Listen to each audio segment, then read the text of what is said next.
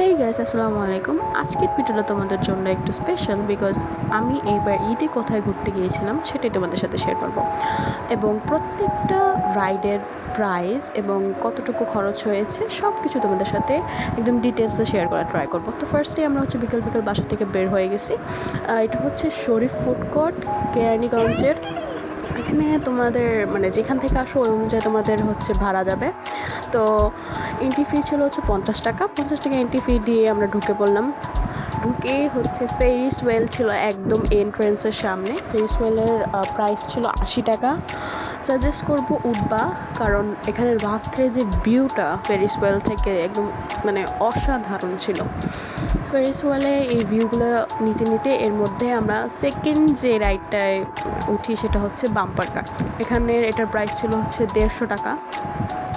ভালোই ছিল। I think টাইমিংটা একটু বেশি হলে ভালো হতো, মাত্র 4 মিনিট ছিল। এরপরে ছিল মেরিগো রাউন্ড। এখানে আমার ভাগিনা উঠছে। মেরিগো রাউন্ড 80 টাকা। আর এটা হচ্ছে সুপার জেট। এটার প্রাইস ছিল 80 টাকা। এটা বেবিদের জন্য, সাথে গার্ডিয়ানরা উঠতে পারবে। আর এটা অ্যাডাল্টদের জন্য ফ্রি ফল। এটা যাদের ভয় লাগে তারা উঠবা না। আর এটা রোলার কোস্টার। এটার প্রাইস ছিল 200 টাকা।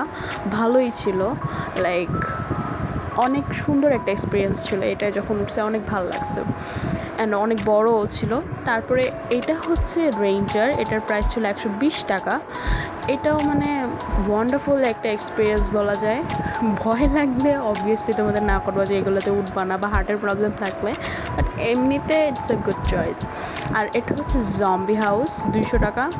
এটাও লাইক মোটামুটি পর্যায়ে বলা যায়। বাট এইখানের সবথেকে বেশি যেটা ভালো লাগছে, পুরোটা অ্যামিউজমেন্ট পার্কের কি সুন্দরভাবে পরিপাটি করে গোছানো, সব জায়গায় সব আছে, খুব সুন্দর। আর এটা এরকম স্টেজের ব্যবস্থা করা আছে, লাইক কোনো কনসার্ট হইলে এখানে করা যাবে। আর প্রত্যেকটা এরিয়া, প্রত্যেকটা জায়গা এত সুন্দরভাবে গোছানো। আমরা পুরো জায়গাটা ঘুরছি, একদম বিকালে গেছি, ফিরতে ফিরতে রাত হয়ে গেছে। ওয়ান্ডারফুল একটা এক্সপিরিয়েন্স ছিল। তোমরাও চাইলে আসতে পারো।